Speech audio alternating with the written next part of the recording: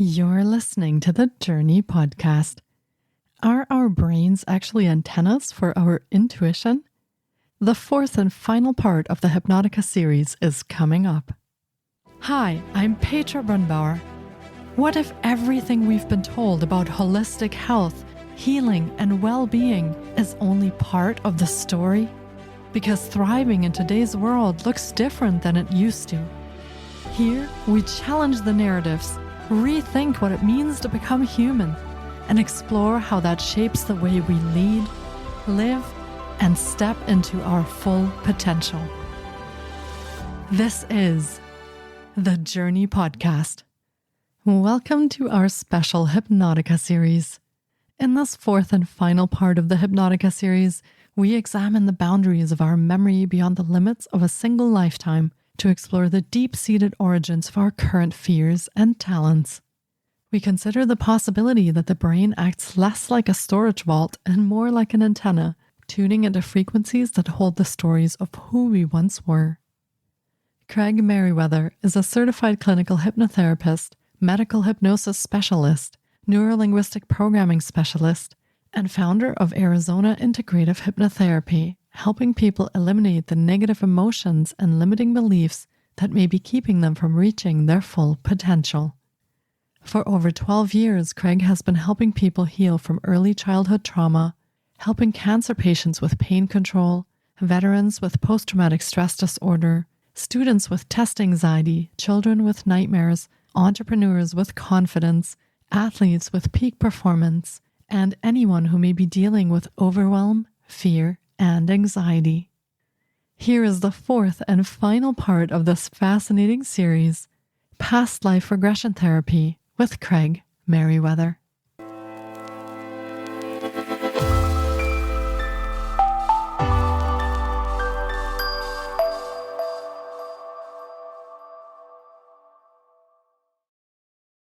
Hello and welcome back, everyone, to our fourth and final part of the HYPNOTIKA series. And it has been quite the journey, and I've enjoyed every minute of it. So thank you for staying with us and tuning into the series. And today we will be wrapping the series up with an episode about past life regression.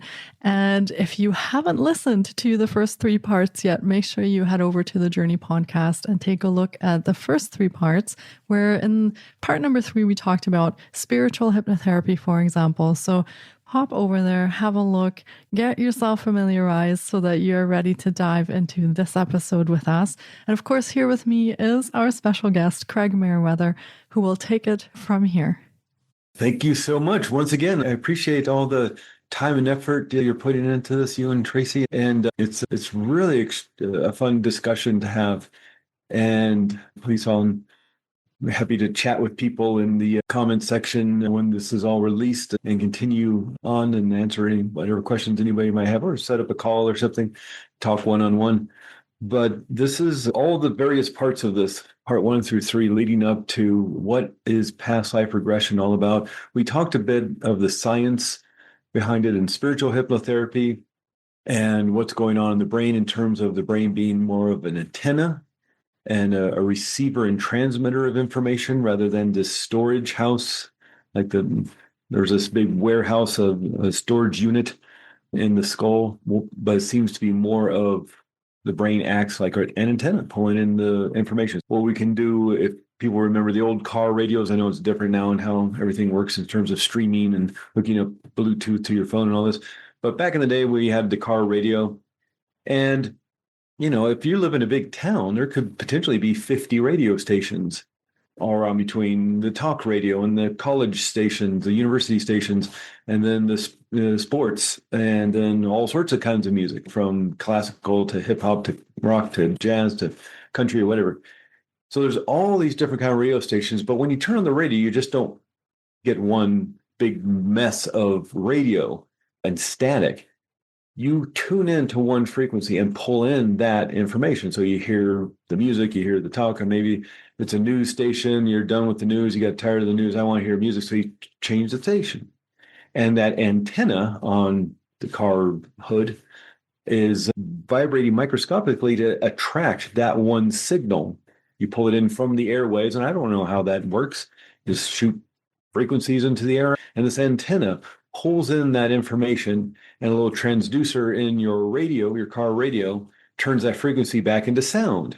And that record that's being played at the radio station, or the two people talking about something, sports or politics or whatever, that information that got sent through their antenna, through their radar dish into the airwaves, you're pulling it in, and your transducer is turning that back into sound. Or if you're the old style TVs with your rabbit ears, you're pulling in that information, and then your transducer is turning the frequency back into image and sound. As we discussed last time in part 3, that's seemingly what your brain is doing. I go way more detail about it in last episode. So your brain is pulling in this information, and not just extraordinary information like past lives and things, or exploring spirit world, but even they're indicating that memories of what happened last year on vacation. Where'd you go? What did you do? How much fun did you have? Maybe back in school. You're 16 years old. What school were you going to at 16? Was it a big school, small school, boarding school? Who were your friends? Who was in your graduating class? Was it a big class, small class? Did you do sports? Were you an athlete? Did you do music, drama? Were you one of the cool kids that smoked cigarettes behind the locker room or whatever? It's a memory. It's not like you're time traveling. Not like in the movies, the time traveling movies. It's not like you're going back in time and altering things. No, you're just having a memory. You're pulling in a memory. And so we can do this not only with just me asking somebody about, oh, tell me about school when you were a teenager or a little kid, or what's your earliest memory, or tell me about that vacation you took a couple years ago. You're accessing information, and maybe your memory is more of a visual memory, or maybe it's just a knowing of, oh, we took a plane flight and we landed here, and then we went to the hotel, and maybe you're just knowing the information, like you're downloading it. Or maybe it's like an experience, like you're actually there, like it's a 3D experience. Oh yeah, I felt the sand on my feet and it was warm. People have different ways of remembering. We all have the 5 different senses, what we see, hear, taste, touch, and smell. And may remember back in school, people talking about visual learners as opposed to auditory learners, and as opposed to kinesthetic learners. So some people have to see or to understand, see how it's done. Other people have to have it explained to them. Other people have to have their hands on in order to really understand it. So you can also access memories in different ways. It's not always the same. And I think some people get a little frustrated because their experience isn't exactly like they read about in Brian Weiss's book or Dolores Cannon's book.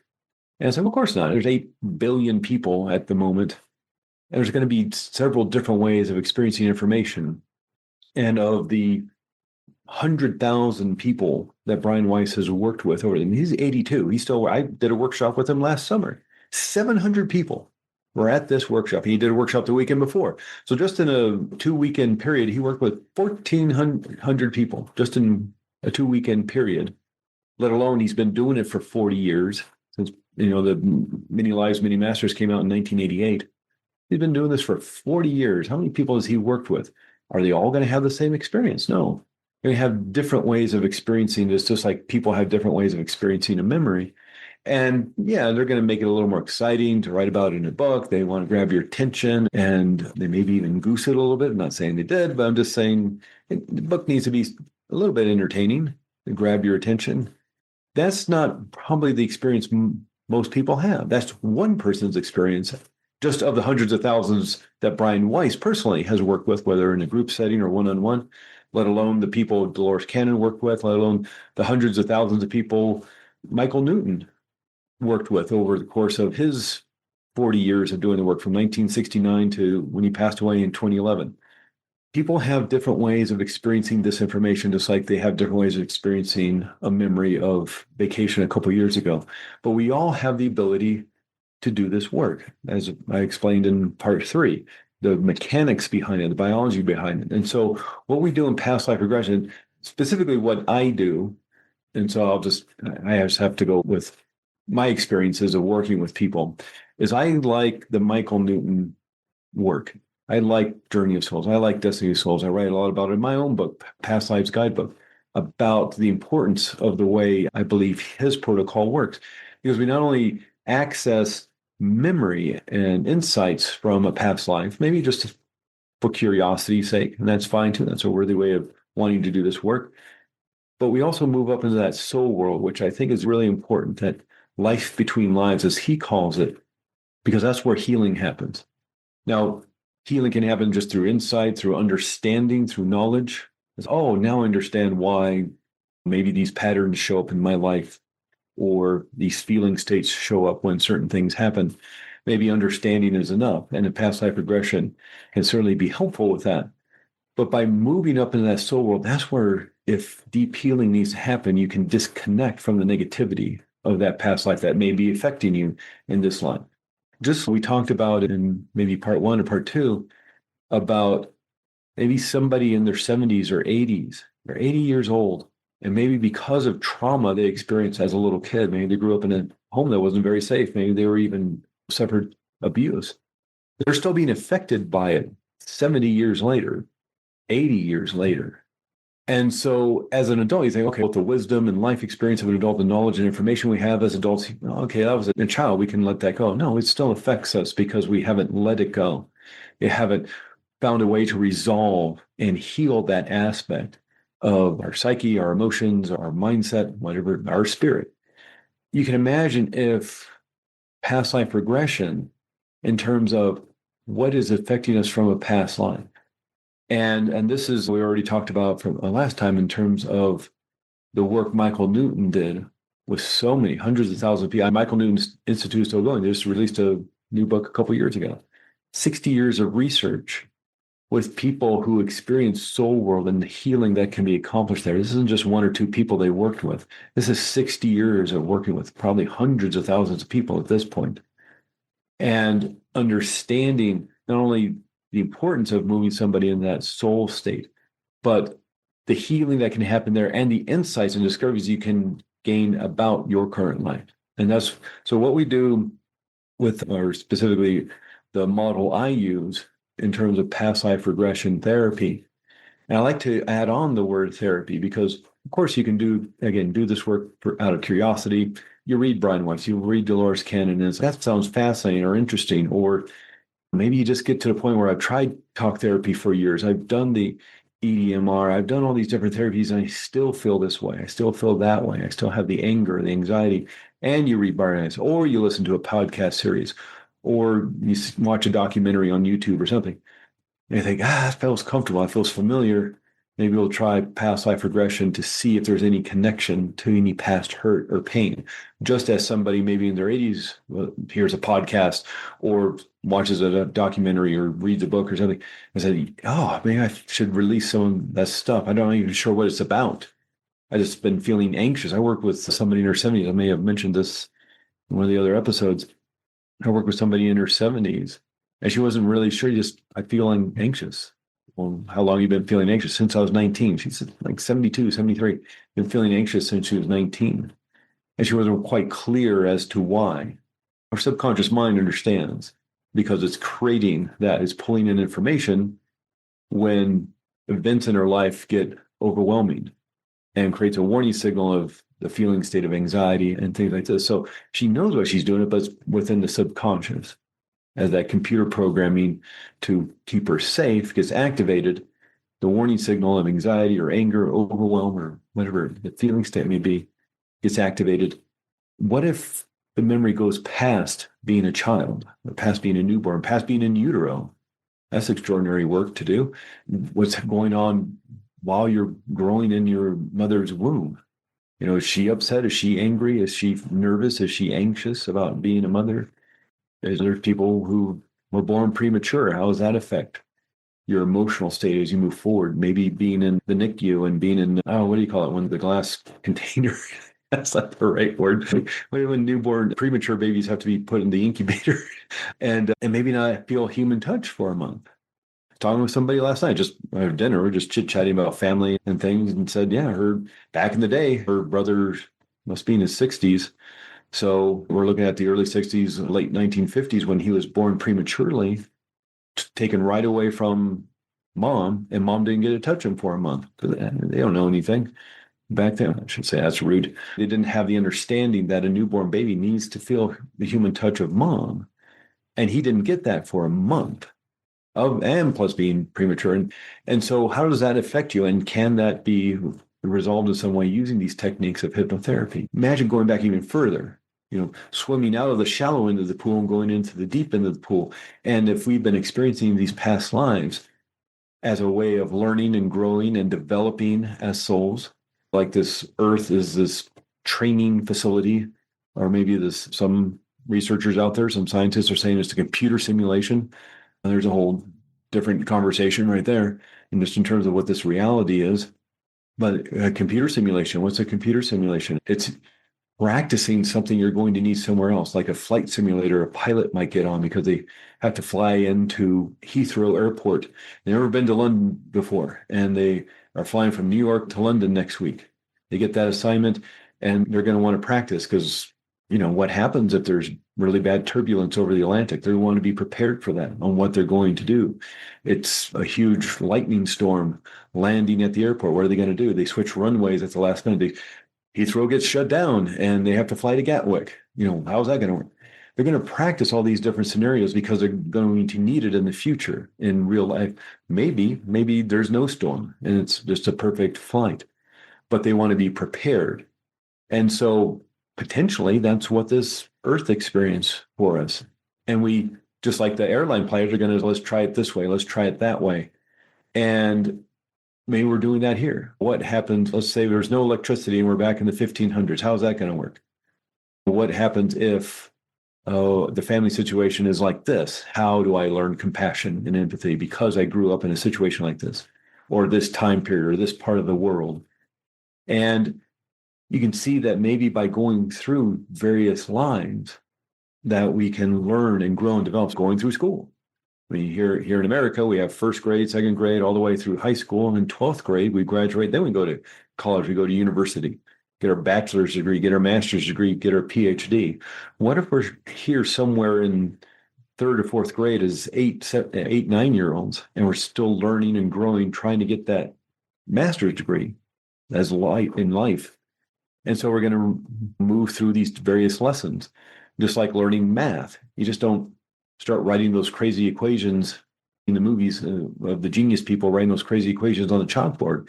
You got to start with 2 + 2 = 4 when you're like 5 years old. And then when you're 6 years old, you learn about subtraction. And then you're getting older and you're 8, 9 years old, you're learning about the times tables and then long division and then algebra and trigonometry and calculus. Then you're getting your master's degree, writing those crazy equations. It took several years. So you can imagine if each grade you're moving through in school is a life, you're moving through several lives just to understand mathematics. So what about love? What about compassion? The idea around, I may have mentioned this last time, like wealth and abundance.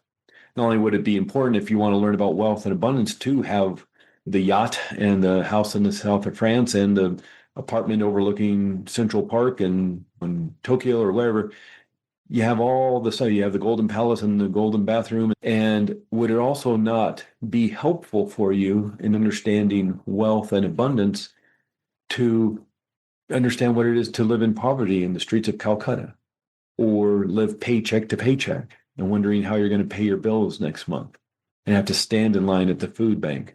Would that be helpful for you to learn about wealth and abundance? Maybe. And maybe this life, so, okay, this is the lesson. Maybe just taking that chemistry class in university, maybe somebody doesn't do so well. So what do they got to do? They got to take the class over again, or go to summer school, or get a tutor or something, because you want to learn the lesson. And so maybe we have to repeat it. So maybe you get with your soul mate, your soul family, and say, that didn't go very well. Let's try it again. Only this time, instead of the 2000s, maybe we go back to the 1800s and try it in that way. Or maybe this was so successful, let's see if we can make it work in the 1500s or something. And all this information is coming from, that I'm talking about here, is coming from the research of Michael Newton. And again, and the Michael Newton Institute at this point. And again, he didn't work with just like one or two people. He wasn't like a medium or a psychic channeling this information. He's working with, and the Institute itself has been working with hundreds of thousands of people over 60 years who have similar experiences to each other in the soul world. myself working with people over the decades or so, it's, yeah, they have similar experiences to each other. Experiences, and not with me asking leading questions, but just where do you need to go next in this spirit world? Oh, I need to go to the spiritual library. It's like, whoa, I never said anything about the spiritual library. And you haven't read the Michael Newton books. How do you know about that? It's a goose pimply making. You get hairs stand up on the back of your neck. It's like, whoa, that was wild. So in terms of doing a past life regression, in terms of the model I use, and again, heavily based on the work of Michael Newton and his protocols that they have developed over the last 60 years or so, is that you, and through discussion, focus on what's the focus going to be. And it may be go back to the past life that is just influencing this current life. It could be that general. Maybe there's something very specific. Somebody has a deep fear of ocean water. Somebody recognizes a certain pattern within relationships of the people they keep getting involved with. Maybe there's just a deep-seated anger that after years of talk therapy and healing work, they still can't resolve. Maybe that's what to focus on. So like turning the channel on your TV. So now it's all streaming. You go to Netflix or whatever, Hulu or something. Maybe you just turn it on and start watching a show, and that's the show you're going to watch. It's, okay, maybe it's not that great a show. But if you know exactly what show you want to watch, you know where to go, you know how to find it, and you get to watch the show you want to watch. Same with this. It's like you can just pull a book off the library shelf, and maybe it's a book about kangaroos. That's interesting. I guess kangaroos are interesting. But if you know exactly what book you want, then you know where in the library to go get it. And the same with this. So it can be as general as go back to the past life that's most influencing your current life. Go back to the past life that is the karmic cause of all the anger the person's experiencing. Go back to the past life where he developed this talent as a fill in the blank, guitar player, piano player, martial arts, dance, mathematics, whatever, science. You can focus on whatever you like, and it may just be out of curiosity. Somebody has a great talent. Yo-Yo Ma, considered the greatest cello player of all time, or at least alive today. He started playing violin at the age of 3. He started playing cello at the age of 4. Who does that? An extraordinarily virtuosic musician does, but did it take him lifetimes to get to that level of artistry? And maybe the first couple of lives when he started playing cello, he was terrible at it. He had to grow in each life, just like learning math, starting with 2 + 2 = 4. And so you can explore those lives. So what we're going to do, especially in the one-on-one work, and especially if somebody's looking for some healing work, again, they may not understand what it's about or where it's coming from, but that's the uniqueness of this kind of therapeutic techniques is focus on the feeling state, the phrase, go back to the past life, that focuses on the right book in the library. And of course, if somebody lived to be 103 years old in that past life, we of course can't go through every day of that 103 years, even if it's a longer session. So oftentimes I'll be doing 3.5 hour long sessions with people. That seems like a really long time, but just imagine the amount of information. I can do an 1.5 hour session, and we talk a little bit and about what a person wants to work on. We drop down into that relaxed state of mind and body and spirit, and we access, and you have a great experience in 1.5 hours. So just imagine how much more information you can get if it's a 3-hour session. But of course, either way, can't go through all 103 years of that past life. And so we're going to focus on 4 or 5 specific events in that past life. And so move into the first scene of that past life, discover where you are, who you are, specifically in this scene, how old you are, just getting some identifying information, what's happening, why even is this significant?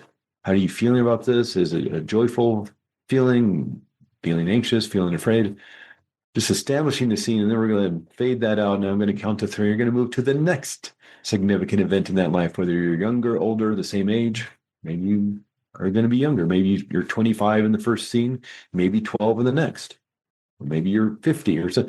You're picking through your higher self what's important to look at according to the information you want to see. Even again, if it's just as general as go back to the past life that's most influencing my current life. These are the 4 or 5 scenes that are heavily influencing your current life. And so we'll move to another scene, and then a few more. We'll get to the end of that life. Now move forward to the last day, the last hours of that life. Are you passing because of old age or illness or injury or something else? And that last few moments in that life is where a lot of this throwing action, a lot of this connection happens to the current life.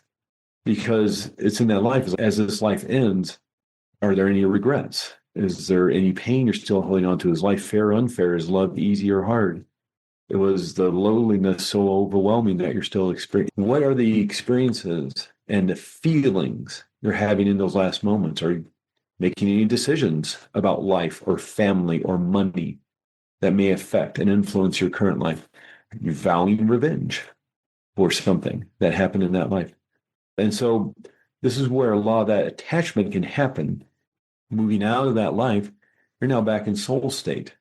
And we can move back up into the memories of being a soul in soul world, arriving at the gateway to soul world, or life between lives, whatever you want to call it.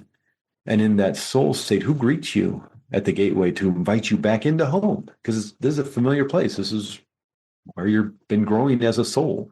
But in a soul, it's just you take these little trips to Earth to learn and to grow. And maybe you're going here with your soulmate group, according to the information, again, from the Michael Newton books and what I talk about in my Past Lives Guidebook, is that as we're created as souls, however that works, there's a whole nother conversation somewhere down the road, but we're created as souls, born as souls, however that works. And then we're like placed as little kids into a classroom, a pod of souls that we all learn and grow together. So like you move with the same group of kids all the way to getting your master's degree together in life or love or joy or whatever it is. And there are other pods or other groups. It's like you're in school, you're 6 years old. And in America, that's probably like first grade, second grade. But there's other second grade classes. There's other groups of 6-year-olds in the same school. Maybe they've got different teachers and things, but you may interact with each other. You may put, hey, we need an extra person for our presentation. Or maybe you do a big show at the end of the year for all the parents or something. And so you group together. So we have these groups, but we can interact with other groups and the people in your life today. We can find out, is there some sort of soul connection?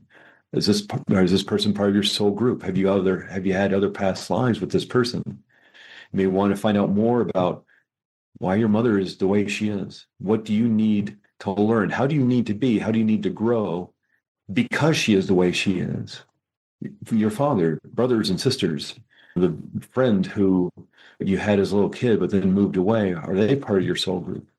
And you find out information about your soul group, the members of your soul family. Maybe you have a primary soulmate. Have you had other past lives with them? Are you engaged with them in this life? Go to the healing place. We always go to the healing place, even if the specific interest in past life regression wasn't about healing, but just maybe curiosity and interest in gaining more knowledge and information about your current life as related to past lives. That's, again, totally valid and worthy way of doing it. But we always go to the healing place because maybe there's something unknown, unconscious that needs to be released and let go.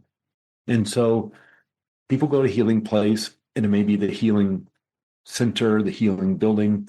And again, I'm guessing there's probably not buildings, or some people may experience the healing or the soul recharge, energizing of the spirit, maybe with water, like they're soaking in a pool of healing water, or a stream of water, or a waterfall washing like a shower, or maybe it's blue healing energy, or yellow healing energy, or yellow golden healing light.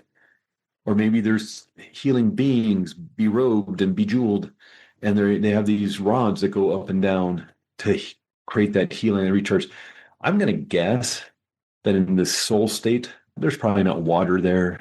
There's probably not a grandiose building that you go to in terms of the healing place. That's how our brain needs to translate that information, how process this 5D information. This digital 5D information is getting translated and processed by this 3D analog brain.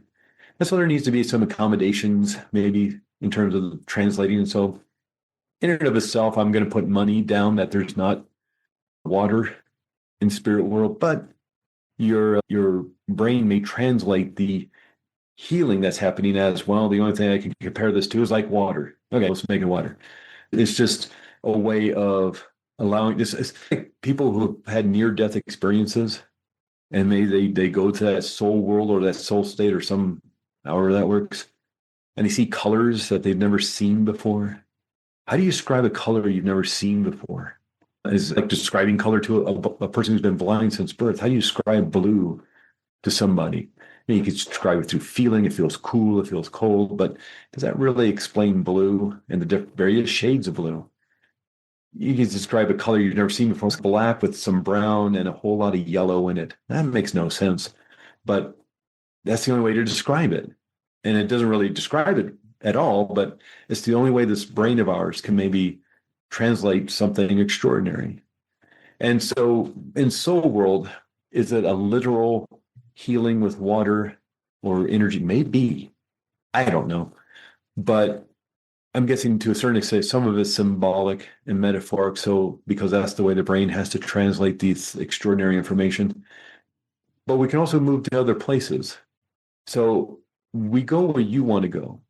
The two leading questions I'll ask, is it time to go to the healing place? Because we definitely want to go there. And as we are getting towards the wrap-up phase, is it time to go to the current life viewing room, which is what Michael Newton calls it. And it's the opportunity to find out more about this life that you're living right now as you. Why? Why where you live? Why your family? Why the hurt and pain maybe you have gone through, the breakups or the people in your life that you hold close. More information about the people who have maybe made a huge impact in your life. Maybe even just that one teacher you had for one semester, but made such a huge impact. Maybe you've never seen them again, but they had an extraordinary impact. Are they part of your soul group in some way? Are they part of your spirit guide coming down in human form to set you back on the path you were supposed to be on? And what is your path? What is your purpose, your ultimate goal, your mission? This is all information you can find out in a past life regression and spirit world memory. And again, it's not that you're time traveling. It's not like in the movies, you go back in time and you can change things and then you come back to now and everything's different because butterfly affected it. It's just accessing a memory. And again, we're all allowed to do that.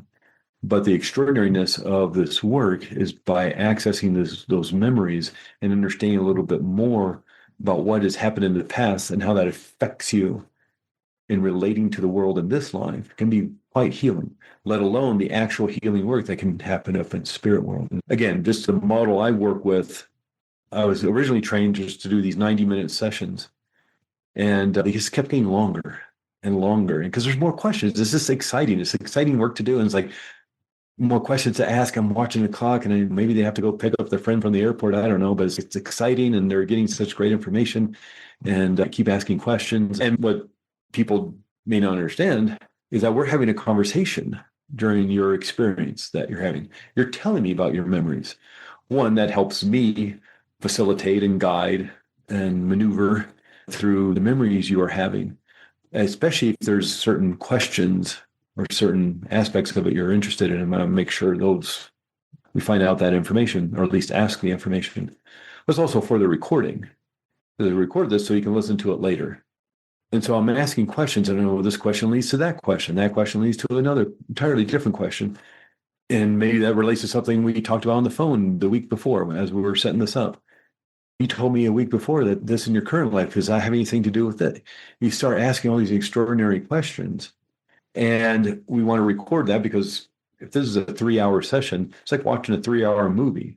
Yeah, you watched a 3-hour movie, but in a month, are you going to remember the entirety of that 3-hour movie?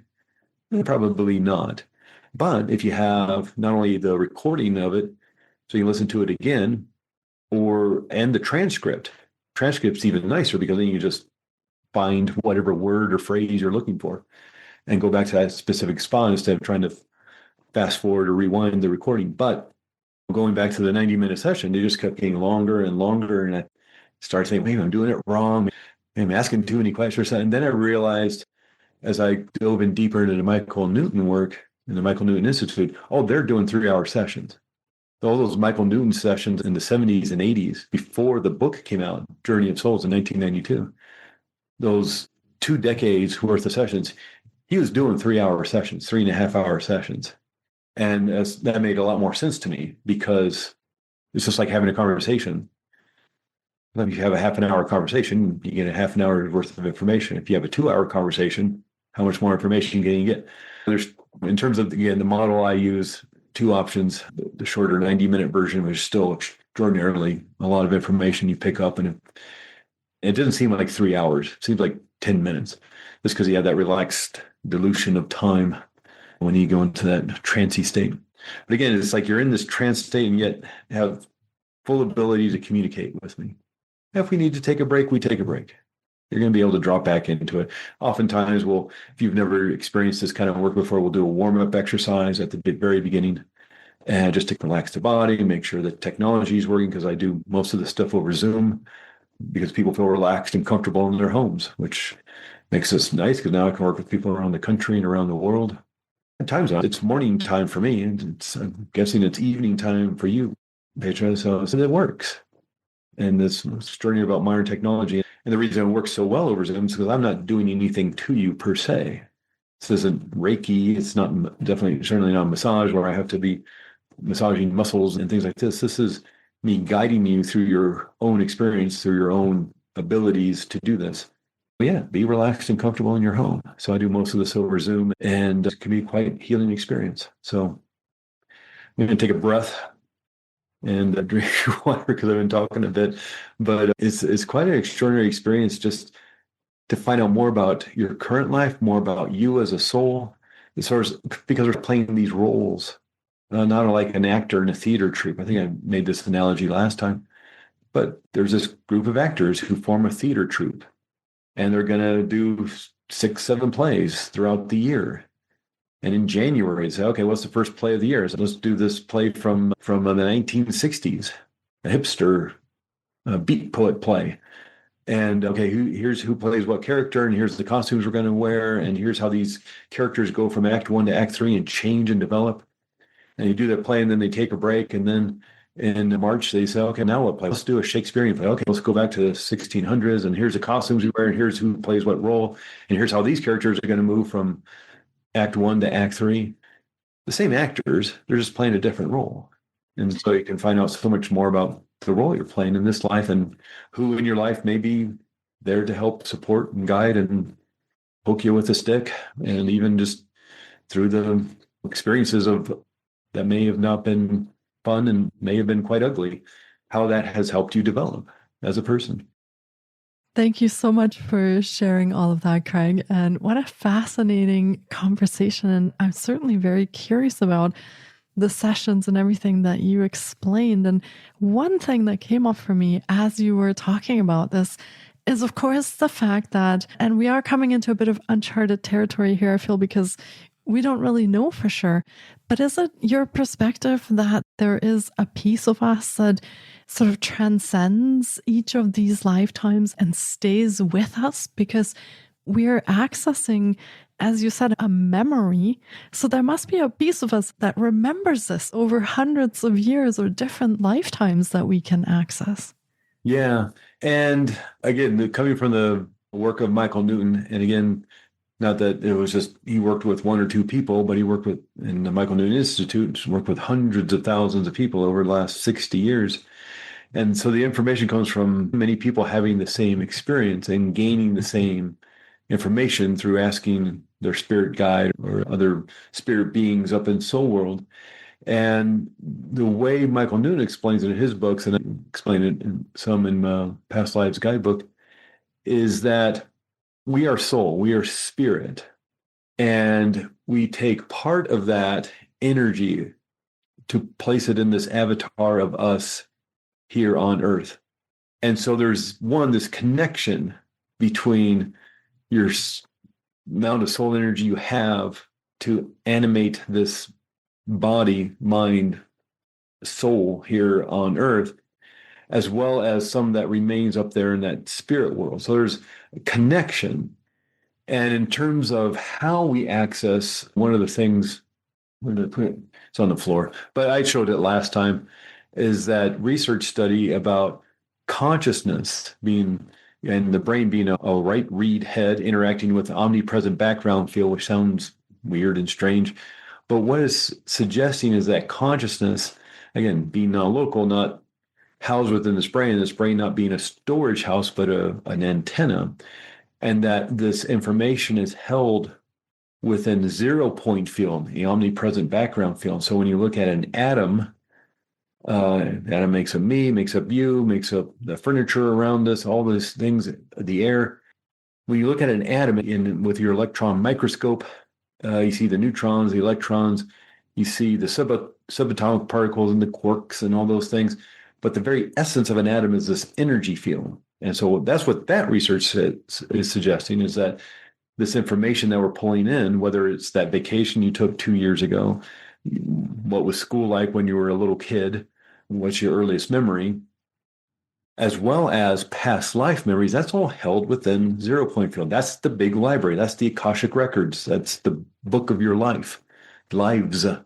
And that's how we pull in the information. Again, just like there's 50 unknown radio signals moving around you up in the airwaves, whatever that means, let alone the television signals that are still going on, let alone the internet and the Wi-Fi and the cell tower stuff.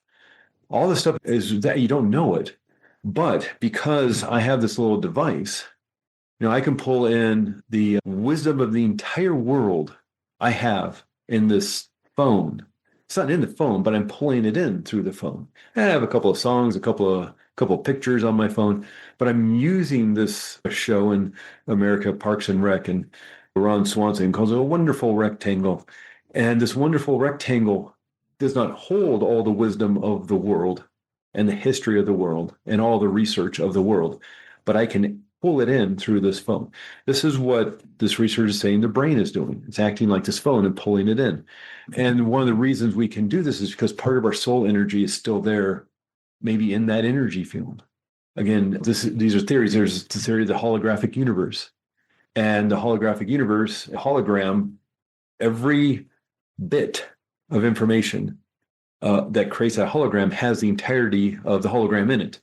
And so that's that thing of back in when I was going in school, you could get these 3D bookmarks and you could turn them a little bit and it was like a dolphin jumping out of the water or something, or the sun setting or something. But you turn it and it had this cool image that was 3D looking and moved. And if it was a true holographic bookmark, if you cut it in half, you now have 2 images of a dolphin jumping out of the water. They're just smaller. You cut that bookmark into 100 little tiny pieces and really anger your mom because she spent $3 on it. But you cut it up into 100 pieces and you have this tiny little dolphin jumping out of the water because the entirety of the image is within every aspect of that hologram. So if this is a holographic universe, we're part of the holographic universe, that would imply that we have the entirety of it all within us because we are part of that hologram, let alone the multiverse, let alone computer simulation. People way smarter than me are still scratching their heads and trying to figure it out. But in terms of the research coming from the Michael Newton Institute and other places, it seems that part of our soul energy is still there up in that soul world. We only bring a little bit down with us. And so it's usually not a 50-50 split. Maybe it's 70-30. And so you leave 70% up in soul world, you bring 30% down here, or maybe you leave 20% up there, you bring 80% down here, depending on what you need to work on and what you need to do. And what's interesting is, again, according to the experiences people are bringing back from going to soul world, and again, just verified by many people having the same information, is that the more energy you bring here, maybe the harder time you're going to have in terms of being able to process. And if you're bringing 80, 85, 90% energy to here, you may blow the circuitry, as it were. So maybe that person mumbling to themselves, walking down the street in filthy clothes, maybe blew out their circuitry because they felt they had some important work to do. And now it's just like trying to run a car that's blown a gasket or something. It's just maybe things aren't processing very well. If you bring too little, maybe you're bringing 20%, 15%, maybe you struggle with depression and lack of motivation or inspiration. This is an entirely different question, but not a question, a different tangent. But one aspect of this is a twin flame experience. And again, that's a totally different tangent and opens up a whole nother can of worms. But the original idea around twin flames now seems to have been morphed into something else, like it's your ultimate soulmate kind of experience. So the terminology has changed, but in terms of the way it was understood just even back in the 80s and 70s, let alone Plato talking about it, was that when you're making the decision to come back here on Earth, and you think, I'll bring 40% energy down to Earth, and you think, what if I broke that up into two, and there's two of my soul energy working to learn and to grow? It would just go twice as fast. And Michael Newton mentions this in his books. And seemingly the spirit guides always say, no, don't do that. It never works out. They think, no, it's going to work this time. And then you just basically have two depressed people wandering around the earth because you only got 20% energy instead of one person having 40. But the idea is that you gain more knowledge, you gain more information, twice as much. And that's the original concept of what a twin flame is. It's your other part of your soul energy you brought to Earth. And that may not necessarily mean a romantic connection. And so that's why the term is morphed into something else nowadays, which is fine and grand and everything. But in terms of how it originally was being used, is it meant that you divided your soul energy, and there's me on one part of the world and somebody else in another part of the world. And maybe we meet, probably not, because what would be the point? But there may be this feeling of disconnect until you reunite, and that may be part of the issue. Therefore, you spend all your time trying to find the other part of your soul energy instead of working on what you're supposed to work on. And then you end the life, and this soul guy's like, I literally told you before you went down there. Now we got to do it again. And in terms of the question, it seems that part of our energy is still there. And again, however that works, whether it's we are part of that omnipresent background field of energy, or the 0 point field, the field, or the force like in Star Wars, or however it works, part of our soul energy seems to still be there. And that's how we can connect. It's really fascinating to hear you talk about that.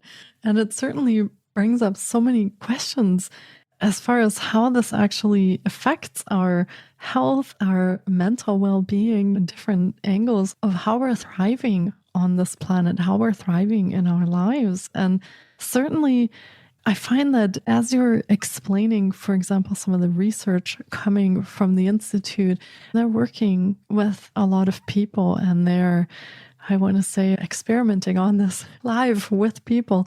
There certainly is a part that if that path feels like it is part of what you believe in, your belief system, or what you want to work with, that there are massive opportunities for our own healing in these past life regression sessions, and working with these memories as well, as they are rippling, of course, into this life and affecting us here.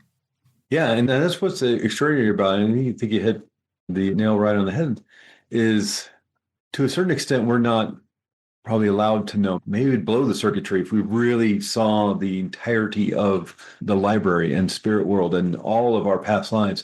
Again, would it not be like 50 radio stations playing all at once, plus the static in between the stations all at once? Just how do you differentiate between the songs and the talk and the sports and all this stuff? So maybe it's too much for this 3D analog brain to handle all that. So we can get glimmers and bits and pieces. We seem to have a better access of this information when we're children.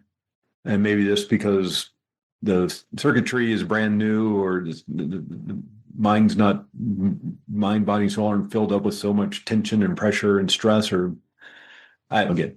A lot of this is conjecture and trying to piece something from here to this information from over there and put this puzzle together. But I'm sure we're just getting this little section of the puzzle, and we don't see the entirety of it at all. It's this extraordinary thing of finding out all this information and talking about it, and then realizing at the end of your conversation that there's more questions than we even answered. It's that thing of the more you know, the more you realize how much you don't know.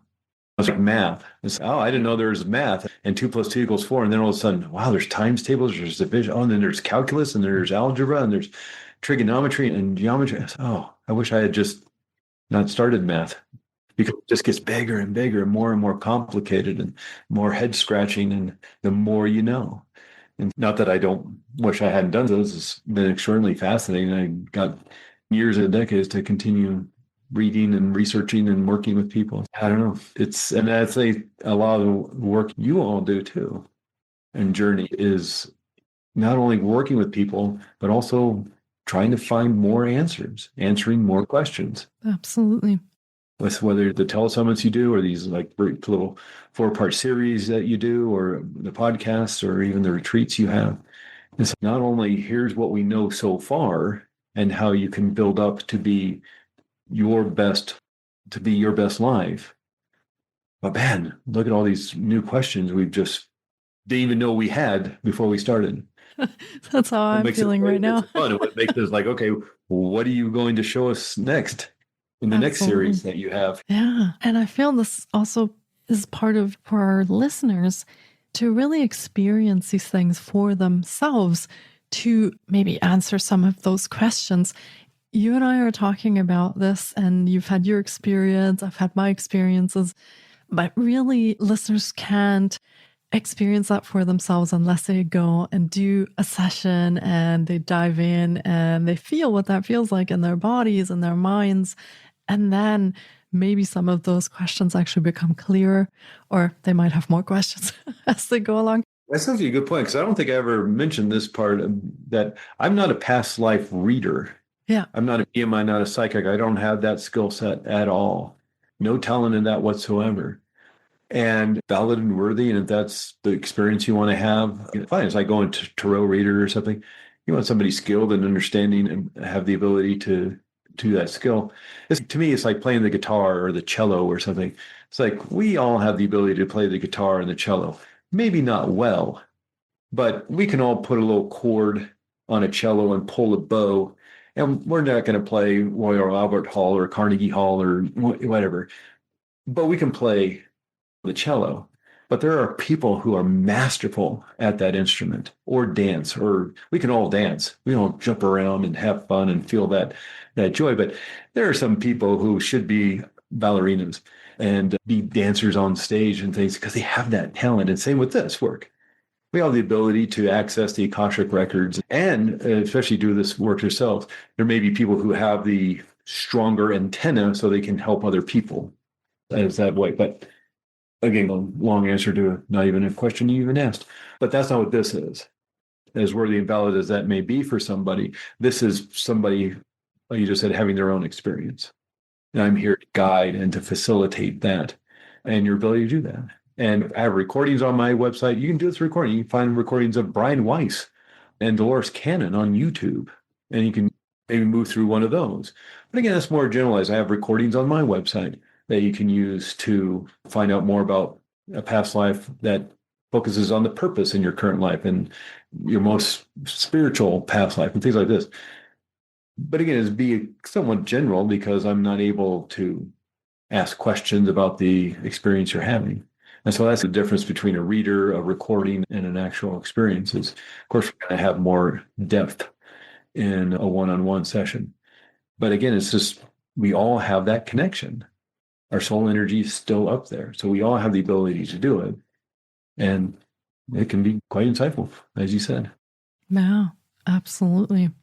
And I feel sad that we've come to the end of our series. We're wrapping up, and maybe we'll do another series.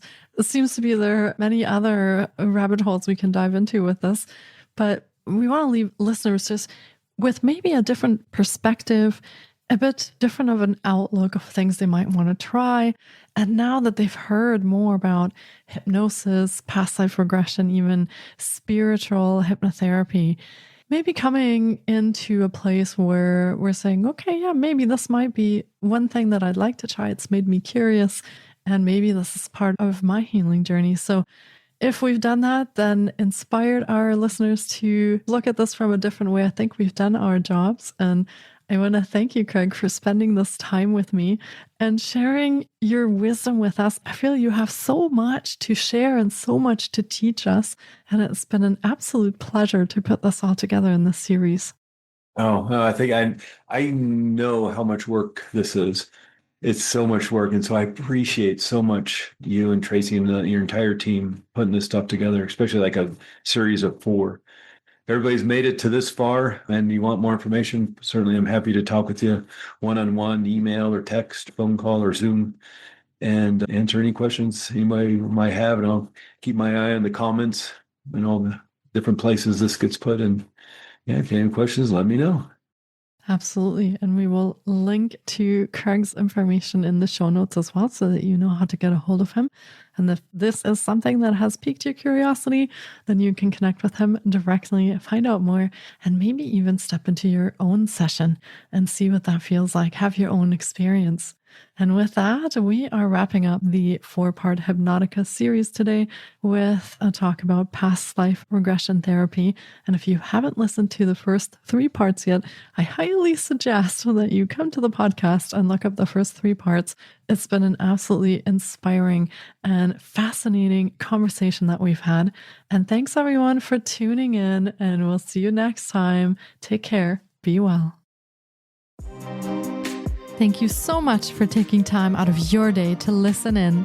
If you enjoy the Jōrni Podcast, please support us by subscribing, sharing on social media, and leaving us a review. We appreciate you. And you can find more of The Jōrni on Facebook, Instagram, TikTok, and our website, thejōrni.com. Sending you love and courage, and see you next time.